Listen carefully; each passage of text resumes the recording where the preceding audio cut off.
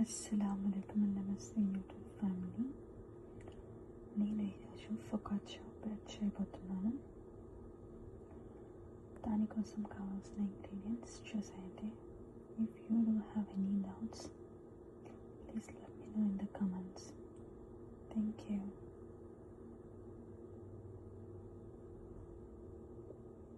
నేను ఇక్కడ big salt తీసుకుంటున్నాను. It actually gives very good taste. The dry yeast అన్నమాట.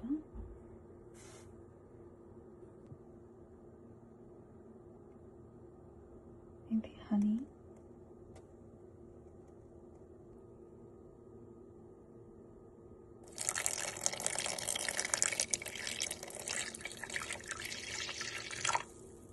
కొంచెం వామ్ వాటర్ తీసుకోవాలి. ఇఫ్ వాటర్ ఎక్కువ హీట్గా ఉంటే హాట్గా ఉంటే కూడా దెన్ ఈ స్టవ్ యాక్చువల్లీ రైజ్ అవ్వదు అన్నమాట. దే ఆర్ ఛాన్సెస్ డెడ్ అయిపోవడానికి.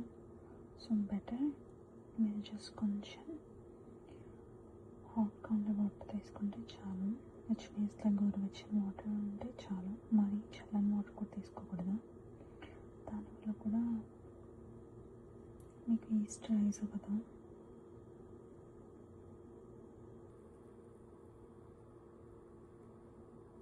ఈ వాటర్ని మీరు ఒక 5 to 10 minutes పక్కన ఉంచేయండి.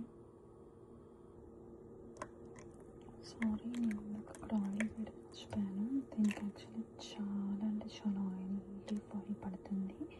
అండ్ ఆలివ్ ఆయిల్ యూస్ చేస్తే మీకు చాలా మంచి టేస్ట్ వస్తుంది.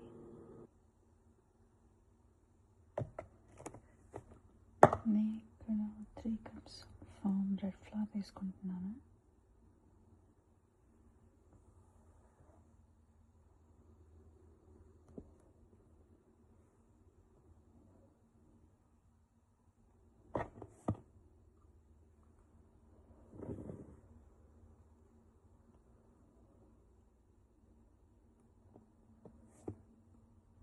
ఇఫ్ మీరు కలిపేటప్పుడు పిండి కొంచెం మెత్తగా అయితే you can add as much as you want, like కొంచెం మెత్తపడడానికి.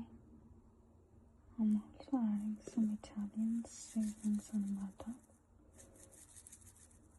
దీనివల్ల టేస్ట్ చాలా బాగా వస్తుంది ఫొకాచ్చాకి. సో మీ దగ్గర ఉంటే వేసుకోండి, else you can skip this one. నేను పిండి కలిపాక ఇలా వచ్చిందనమాట. దీనిపైన నేను ఇంకొంచెం ఆలివ్ ఆయిల్ స్ప్రెడ్ చేస్తాను. అండ్ దెన్ దీన్ని ఒక 30 minutes రెస్ట్ కోసం ఉంచేస్తాను. సో నేను ఇప్పుడు కొంచెం ఆయిల్ యూజ్ చేసి స్ప్రెడ్ చేసిన తర్వాత నేను దీన్ని ఇందాక చెప్పినట్టు 30 minutes రెస్ట్ ఇవ్వబోతున్నాను. అండ్ దెన్ మనం ఫోల్డ్స్ చేద్దాం. చూడండి, ఒక 30 minutes తర్వాత ఇలా ఫ్లవర్ అంతా ఇలా రైస్ అయిందో. సో ఇప్పుడు మనం ఏం చేయాలంటే మనం ఫోల్డ్స్ చేసుకోవాలన్నమాట. మ్యాక్స్ 4 folds చేయండి 4 sides నుంచి. Minimum you can do it అనమాట. So that's do it.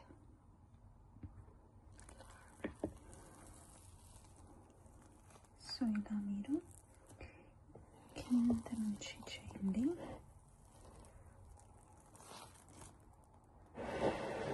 మీరు రోల్ చేసుకుంటూ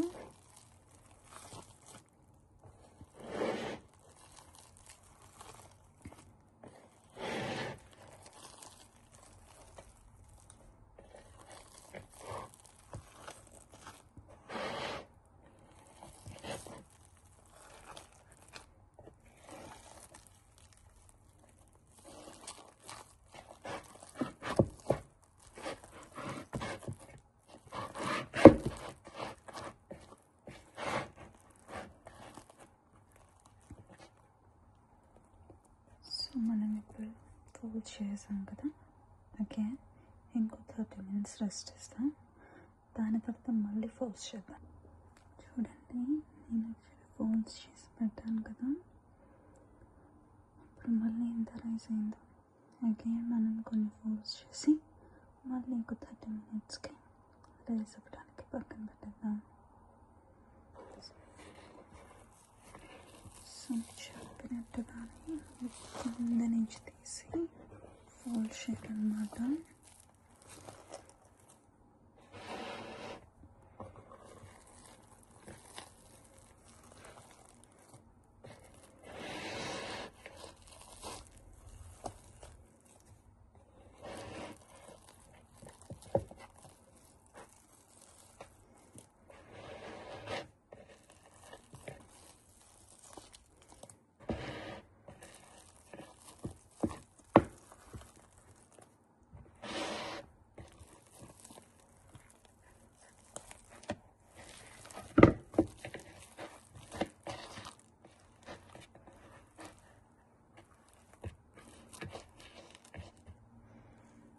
ఇప్పుడు ఫోల్డ్స్ చేసాం కదా, మళ్ళీ ఒక 30 minutesకి రేస్ అవ్వడానికి.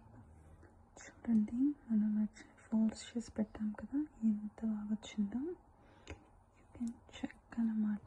సో ఎంత ఫ్లఫీగా ఎంత బాగా వచ్చిందో. సో మీకు కావాలంటే ఇంకో ఫోల్డ్ చేసుకొని ఇంకోసారి ఒక 20 minutes పెట్టేసి దెన్ డైరెక్ట్గా మీరు కుక్ చేసుకోవచ్చు, బేక్ చేయొచ్చు అనమాట. సో బేక్ చేయడానికి మీరు 450 పైన 18 to 20 minutes పెట్టుకోండి, అంటే గోల్డెన్ కలర్ వచ్చే వరకు. ఆర్ఎల్స్ మీరు ఇప్పుడే దీన్ని చేసేయచ్చు అనమాట. If you can see bubbles form అయ్యాయి నాకు. సో నేను ఇప్పుడు దీన్ని బేక్ చేసి చెప్తాను. చేసిన తర్వాత ఎలా ఉంటుందో చూసేయండి. సో ఇలా స్ప్రెడ్ చేసుకోవాలన్నమాట. ఇంకొంచెం ఆలివ్ ఆయిల్ పైన వేసుకోవాలి. యాక్చువల్లీ దీనికి చాలా అంటే చాలా ఆలివ్ ఆయిల్ పడుతుంది. సో ఇలా మీరు స్ప్రెడ్ చేసుకున్న తర్వాత ఇంకో 20 to 30 minutes వెయిట్ చేయండి. అంతే, మీరు 450 పైన ఒక 18 to 20 minutes అంటే గోల్డెన్ బ్రౌన్ అయ్యేంత వరకు బేక్ చేసుకుంటే చాలు, రెడీ అయిపోతుంది మీ ఫోకాచా. చూడండి, నేను అవెన్లో పెట్టేసాను. యాక్చువల్లీ అవెన్ 450లో పెట్టాను అనమాట.